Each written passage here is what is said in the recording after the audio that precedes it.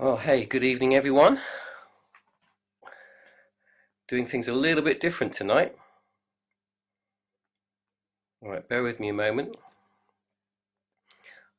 We're going to do things a little bit differently tonight because uh, I'm not going to do it on my own tonight. I am going to be joined with some guests, so I will get to that in a minute. Let me just here we go.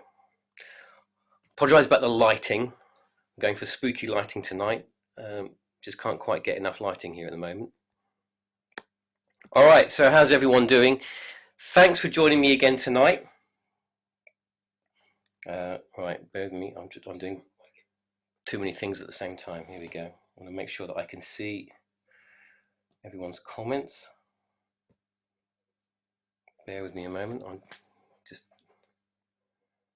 here we go. All right. Well, thanks for joining me tonight. Tonight we're going to carry on talking about worship. Who saw on Facebook over the weekend the video for the UK blessing? If you didn't see it, I want to. It's a fantastic video. Let me just share you a bit. I'm going to share a little clip of the video. It's a phenomenal video. The song is called The Blessing. It's written by Carrie Job and Cody Cans, and they released it a month or 2 months ago in the States. But Tim Hughes pulled together a whole load of worship leaders and singers from over 65 different churches across the country. And they all sent in their contributions, and this is the video that they put together, and it came out on Sunday morning. Let me just share a clip with you.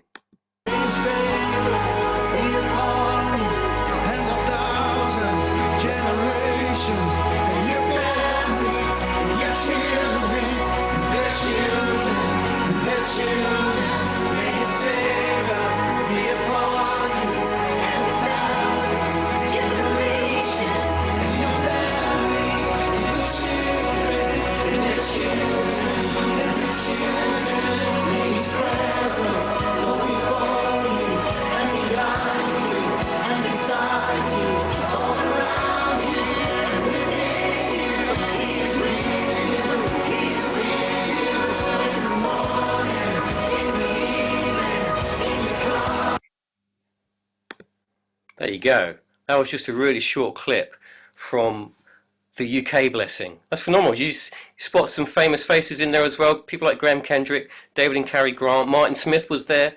But just apart from the fact that there were all these well-known worship leaders, there were so many different churches represented. And we were talking last week about unity. We were talking about unity not being about not being built on our theologies or doctrine, but our unity is built on who we are in Christ. And that video is just a phenomenal example, an expression of unity. That it didn't matter what people who believed or in terms of doctrine. It didn't matter about the styles of church that they were coming from. They were all just there worshipping God. Let me just check my microphone. 1, 2. Okay, everything seems to be good. I'm getting little notifications coming up saying check your microphone, do this, do that. Okay, right. So if you haven't seen it then check it out. Do a search on YouTube for the UK blessing. It's just a phenomenal video. Right, now tonight, let me get up my notes. Tonight is going to be different because it's not just going to be me sharing. I've got some guests with me in a minute that I'm going to bring in. This is why I'm using Zoom tonight. I want to talk and share a little bit and find out a little bit about that first moment when you felt like in worship you felt like you'd stepped from singing songs to actually engaging and connecting with God in worship. That moment where suddenly it was just, you weren't just going along, singing along, just doing whatever, but that you actually engaged with God, you actually connected with Him during that time of worship.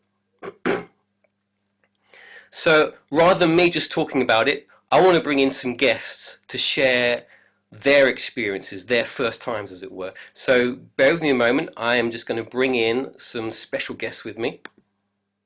Here they come. It's Caleb.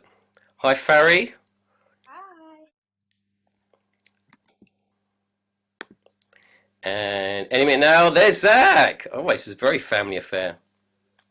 I feel left out. I was expecting Celeste. Where's Celeste, Zach?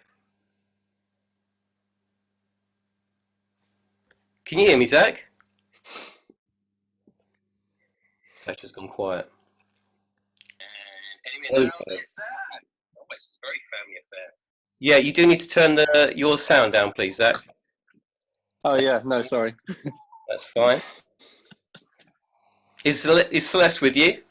No, unfortunately not. She's in a Bible meeting, Bible study. Okay, all right, fair enough. Well, it really is a family affair. And Farry, it's a real pleasure to have you with us, Farry.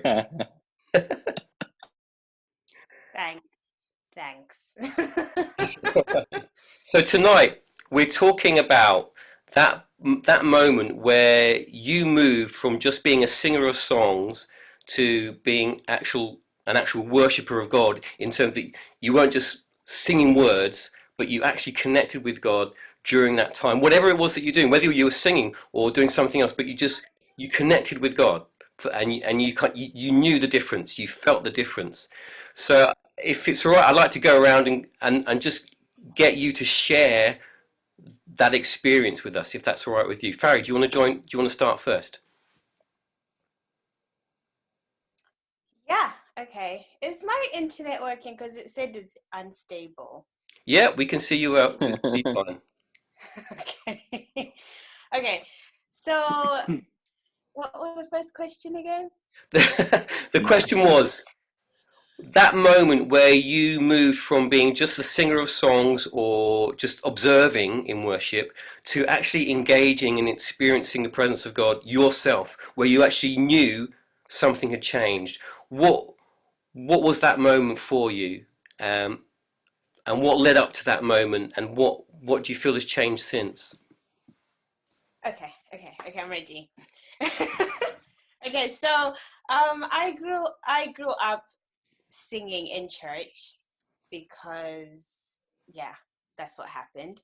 So and if I'm honest, at that age, because I was like a teenager, um, it was a lot to do with how I sounded and how I looked. Like it was very superficial, and then so I can honestly say that the change happened when I moved away, and I think it's also because church was a lot to do with, like, that's what we do as a family. So I was very much under my parents' kind of Yeah. covering, and it's like, this is what you do. So when I finally moved out of the house and then came to uni, and then I joined family church, and so it's only when they started the student band, and then they were like, oh, if you can sing, join the student band. And I was like, oh, I can sing, I'll join. And then at the time there wasn't a congregation, so we were just practicing, and it wasn't that deep. So it's only when when they announced that they were starting a congregation that it was like, oh, this is serious. I need to know what I'm doing. And then I think that's when it started. That's when the shift started, because it was like, oh, okay, like I'm going to be leading a congregation. Um, I need to know what it is that I'm doing. Yeah. And then it's only when they announced the date of, like, okay, our first service will be on this day. And I remember rehearsing for that Sunday and being super overwhelmed and just like, oh my goodness, maybe I can't do this, blah blah blah.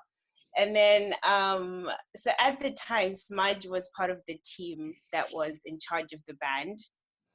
And he said something to me that was really profound. He said to me, Fari, do you know that sometimes your insecurities are actually pride? And like when you're so consumed in yourself, like, how am I going to sound? How am I going to look? It's actually like a form of pride. Mm-hmm. And like it kind of shook me, and I was like, and that's one thing I would say, I'm definitely not a prideful person. So I was just Sure. like, I'm not prideful. What do you mean it's pride? So I got an attitude about it. But then, but then I went home and I thought about it and I was like, yeah, because all these years that I was leading worship in church, it was all to do with, like in my head, it was all to do with how do I look, how do I sound. Yeah, Now, sounding good is important. It's sure. important to sing and tune. Yeah, However, um, if it's all consuming, then Mm. it's taking away from what you're supposed to be doing. You're yeah, supposed to be leading people. And so for me, that's when the change happened. And every time I get like very insecure about what I'm about, like when I'm about to lead worship, whatever, like I have to ask God to like search my heart. And I'm like, God, if there's any pride that is in me, can you yeah, take it away? And like in that, I can feel nervous, but it's okay. Like I'll do it anyway because it's like, no, this is about you. This is about pointing people to you.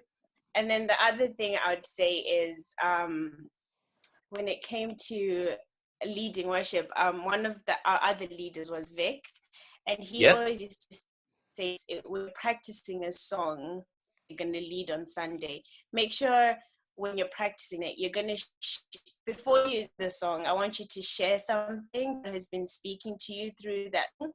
And like that has really, I've carried that through all my years of worship leading since then, because like every song I lead, like I've gone somewhere with God. yeah. Am I still? I've gone Yeah, you're somewhere still on. with Don't God worry, you're still on. before I lead people. Yeah, Um, oh, you're still on. Don't worry. I think that's it. I think I'm. That's good. That's really good. So do you think? That's all I had to say. No, that's fine. Do you think? Are you? Can you still hear me, Farry? I know your video stopped, but can you still hear me? Yeah, there we go. Yeah, I can hear you. Do you think that? Let me put this in the right way.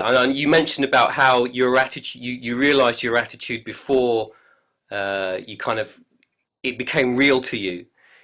In what way has your attitude now changed and grown?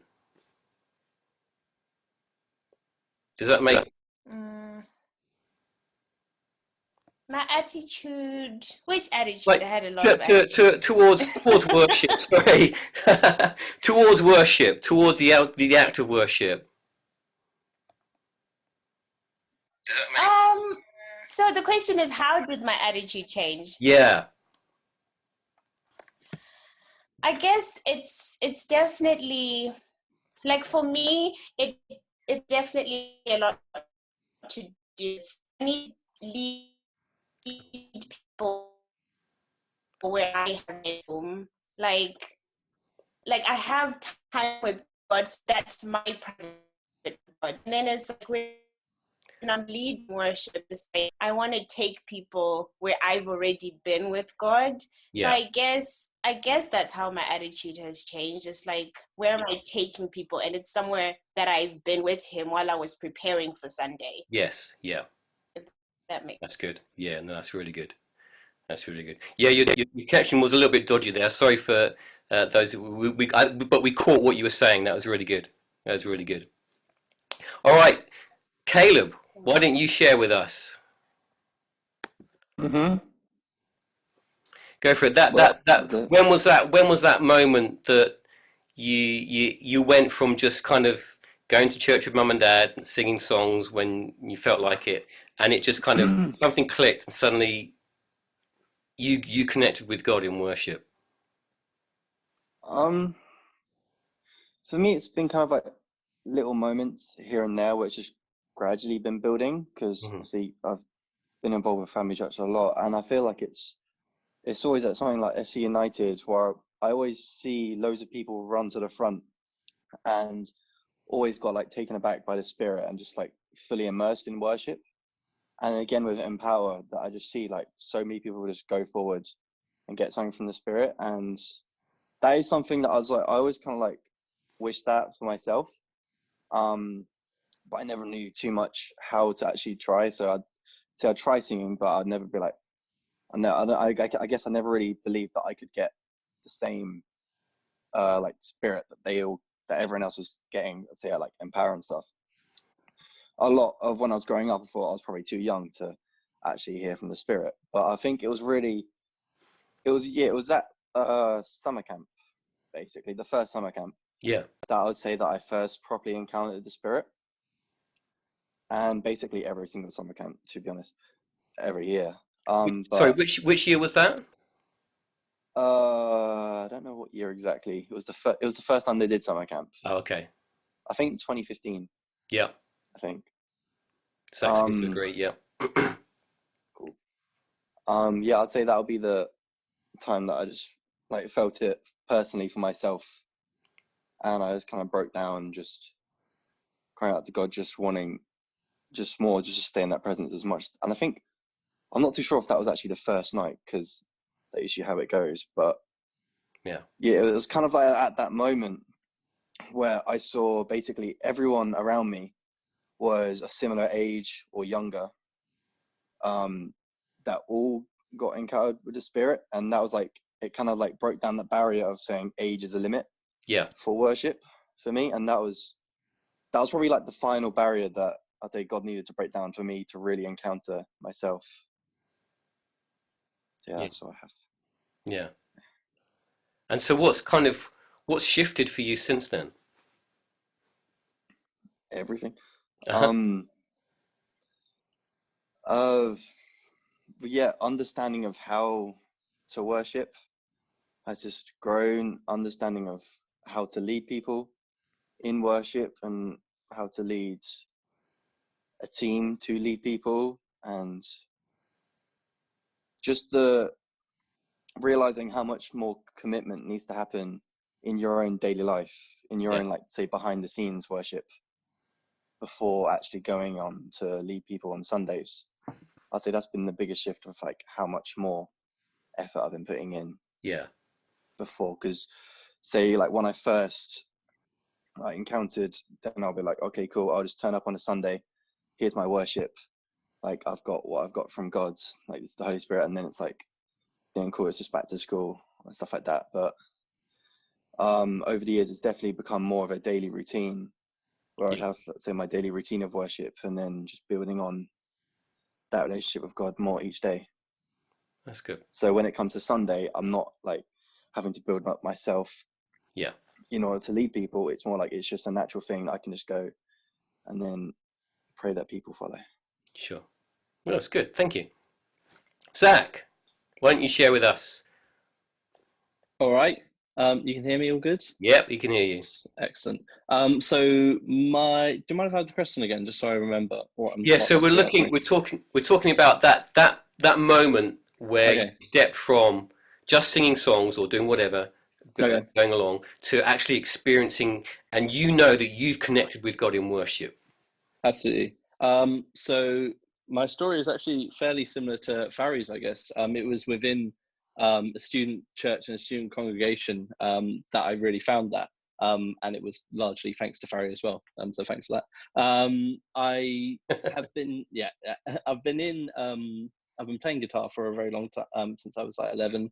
And I've been involved with worship teams nearly as long as that as well, in Mo Band, in our Momentum Youth group, and have been in that sort of band environment, and have been in Friday nights in youth group, where I've been leading worship when I was all the way up until I was 18.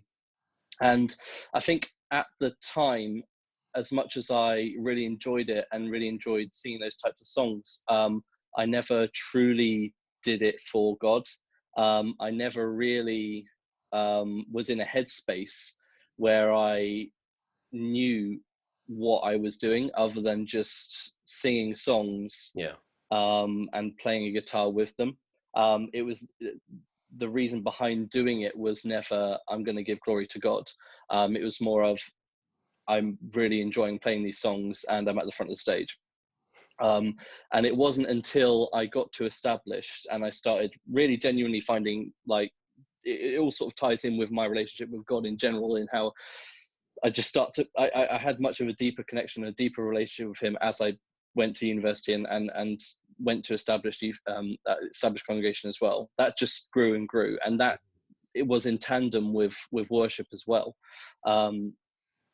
It was established that I remember I was 18 when I started going and joined the band, and it was me, Tino, and Farry, and a couple other people. And within 7 months, I think our team got stripped back to just me, Farry, and Tino. Wow. And it was that for about a year and a half, I think, Farry. Yeah, it was just me, Farry, and Tino for about a year and a half. And it was, I don't know if it was a specific moment, but it was that year where everything was stripped back, where I was in a place where I was really truly discovering how to lead, and how to worship in that position, because you're taken entirely out of a band situation. It's just you and a couple of other people in front of a congregation, and you've got to put in the effort, you've got to rehearse, but also you've got to have a real relationship with God to be able to do that effectively, because otherwise it's not going to go well on Sunday evenings. Sure. So it was a real sort of awakening for me, and when that happened, I was like, I really need to shape up, I really need to sort this out, I really need to sort out my attitude when it comes to worship, because if I don't, then I'm not effectively leading on Sunday nights. I'm not doing what I'm here to do. And yeah, that was a real awakening moment for me, that year and a half, where everything was just stripped back, and it was just about worshiping God and bringing that congregation with you. Yeah, that's really good. That's really good. And let me throw out a question to all of you here, so you can unmute yourselves, Caleb and Farry. Do you think that, and this is kind of coming off of what you were sharing there just a moment ago, that year where everything was just stripped back, do you think that being in that kind of pressure where you don't have the normal things to rely on is actually one of the better times to experience growth in worship, as opposed to, let me just throw this out, as opposed to regular Sunday morning church? I'll continue. I would say absolutely, because if I hadn't had that year, then I wouldn't be sort of in the position that I am now, when it comes to worship. I think if you go into any sort of situation like that, where the idea of like a whole band situation is thrown out the window, and it's just you with, like, it's just one person with a guitar and leading in front of a congregation of, I think our student congregation was like 40 to 50 people, that is genuine pressure, because not only it is about worshiping God, but ultimately as a worship team, you're leading the congregation to worship God. And if you've got to go one of two ways. You either shape up and really get into your relationship with God and get into worship and get into practices, or you go away. Yeah. And you've got to make that conscious decision at the start. Like, am I going to continue doing this? Am I going to really grow from this experience, or am I just going to leave it for someone else to pick up? Sure. And if you choose to go with it, then you absolutely will grow, because that's just the nature of the situation. How about you other guys? Go on, Caleb. I agree. Good. How do you think, Caleb, like at the start of this year, you took on leading worship at Bridge Mary, which is a small congregation compared to Portsmouth, where you were before. How did that experience? You did it towards the end of last year as well. Was it from the start of this year? It was the start of this year, wasn't it? Start of the year. Yeah. How do you think the pressure that from that experience? Do you think that changed the way you thought about worship? Not necessarily just about leading worship, but just worship itself. Do you think that did something in you? Yeah, definitely. I'd say, well,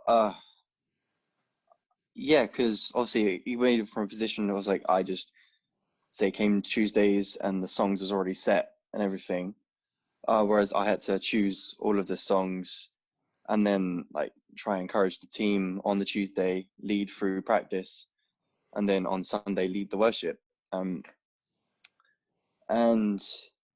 obviously I'm not too much of a talker, so to have to say Wait, introduce what? something on a Sunday morning to the congregation and say try and encourage people to worship was a very, very high pressure for me to try and undertake and get used to, which I'm still not fully used to, but it's You never get used to that. it no, I guess. But it was something that because obviously I went into a situation where it was a church where they maybe knew about me, but they didn't really know me at all. Yeah. And it is kind of a weird situation leading people into worship when they don't know you much, because it's like they need to trust you on some level to be able to actually accept you to lead them into worship. And from that, I was just basically just trying to stay true to like God's calling on me and trying to stay true to what actually got me in this position in the first place, because obviously I wouldn't be put in this position if people didn't think that I was up for it and stuff. So I was just trying to worship as true to myself as I could and basically just be as authentic as I could. And then it was kind of like focusing on how I worship more and then letting people follow onto that. So setting like the vision of our team, going forth with that, and then letting people grab onto it and then run with it. Yeah. So that was obviously like with Tuesday practices, like encouraging the team, like praying with them, and I'd say that changed me a lot because it gave me a lot more responsibility. Yeah. So it made me like more assertive and be like decisive in my decision making. And I'm going to do this so I can like lead better and worship better. That's good. And you, Farry, as well. You got. What you put on that? I guess, yeah. I guess I just have. I totally agree with everything Zach and Caleb have said. I guess for me, my most recent challenge would be leading our presence meetings, which okay, yeah. So anyway, Sunday nights are very. So Pastor Andy wanted them to be very like fluid, no set list, no rehearsals, and like as much as we had got to a point where like we were used to the band, it's like, oh, this is how we work, but this was like a whole nother level of not only trusting your band, because that's a thing, because if you don't know what song is coming next, you just have to trust that whatever you sing, they're just going to go with it. But also just trusting that you actually hear from the Holy Spirit in that moment. And so I guess it's very different to a Sunday where you know what you're singing, everyone knows what's coming, to like, no, if we're going to sing one song, we're just going to sing one song for the whole 2 hours type of thing. Or in the middle of it, someone will just come up and start singing something. Do you know what I mean? Yeah. So that dependence on the Holy Spirit has really stretched me, because it's like, okay, God, I need to hear from you in this moment right now. And then so it's so rewarding when afterwards people say like, oh, when you led that song, or when you said this and blah blah blah. So in whatever sector you're doing it, when it's stripped back and it's almost like you're just raw and very vulnerable, that God does his greatest work, really. That's good. That's good. Okay. Well, the one final question then, again to all three of you, is what advice would you give someone? And we're not talking about worship teams here. We're just talking about people as worshippers who are. They may be at that place where they want to grow in worship, and they maybe feel like there's a bit of a barrier. They're not quite sure what that barrier is at the moment, or maybe they feel a little bit restricted, or they're not used to the style, or there could be all sorts of things that they feel are limiting them or holding them back in some way. What would you say to encourage that person and to help them keep going knowing as you know yourselves, getting beyond that breakthrough point, that they find themselves in freedom in worship. What would you encourage that person with? Go for it, Farah. You spoke last. You come in first. I would say you need to get to know the person you're worshiping, because if you don't, then it is just songs and it is just music, and it will bug you when someone sings out of tune or sings a song you don't like or whatever. Like if you're not fully aware, or you don't have an ongoing relationship with the person you're worshiping, then it's definitely going to be difficult. So I would recommend lots of time reading the Bible, even when you don't understand it. Just keep getting that stuff in you, and surrounding yourself with people who love God as well, and because they kind of rub off on you, because they know the person that they're talking about or that they worship. And I think that's where worship is at its deepest, when you really know the person you're worshiping. That's really good. That's really good. Zach? I was on mute. I would say, I think there is only one thing you can do when you're stuck in a rut, or if you think you're meant to be somewhere but you don't feel right, and it's just to ask God. It is pure and simple to turn to God. He has a plan for you. He has a calling for you. He has a place for you to be, and if you feel uncomfortable where you are, whether that's in church, specifically in a worship team or on any sort of team, if you feel uncomfortable where you are, then simply just turn to God and ask God, is this where you want me to be? And if not, where should I be? And if I am, then please give me the strength to continue with this, and please give me the endurance to continue with this. I can attest to that in many situations where I was uncomfortable, where I didn't feel like I was meant to be there, and it just took a prayer for God to remind me, though, this is what you need to do. And then after an experience, or after a few days, or after a month, I could turn back and go, yeah, that was where I was meant to be, and now I've come out of it stronger. That's great. That's really great. Caleb? I guess following on from them, I'd just say it's important just to stay patient, really, and stay trusting God in all the situations. So I feel like both of what Farah and Zach said have all been about waiting on God, knowing who He is. And if you know who He is and you're able to wait on Him and stay patient and have faith in Him, then His plan will come to pass, and you will learn whatever you need to do in the season that you're in, and then you will come out of it stronger. You just have to stay patient and not get frustrated with the situation you're in.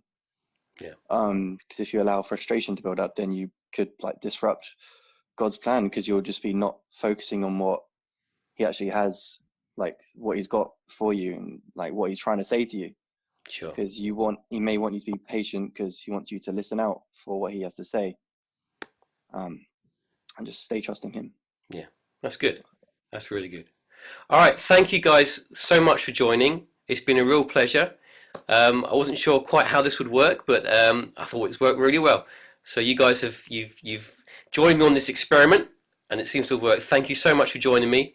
I'm going to drop you guys out now, if that's all right. Thank you. I will see you soon. All right. Well, that was a really good conversation. And if you've got your story that you want to share about how where you stepped over from just singing songs into where you really connected, that first moment where you felt, yeah, this is it. I know that I'm worshiping God. I would love for you to share it in the comments down below. And then maybe in a week or so's time, I'll be able to share that again on the next live stream. Maybe invite you in to come and share it. That would be really great. Thank you so much for those of you that have been watching. I'm just going to check through the comments here. Lynn Ledge, thank you for your comments. You can relate to this. It's God's will, not mine. What does He want? Exactly. Thank you. And Esther, Jeremiah 29 verse 11. God has a plan and a purpose. My hands are not working. Put them back in again. God has a plan and a purpose for us. Absolutely true. Thank you so much for watching tonight, guys. Please keep sharing and commenting below. Even after this live stream is finished, we'll still be able to connect with you and engage with you and chat with you in the comments below. Thank you for watching. I'll be back again next week, and I'm hoping that we'll be able to be joined by some other people as well. We'll talk and share and talk about worship again next week. And if you want to get involved, just message me, drop a comment in. I would love to hear from you. Thank you so much for joining, and I will see you next week.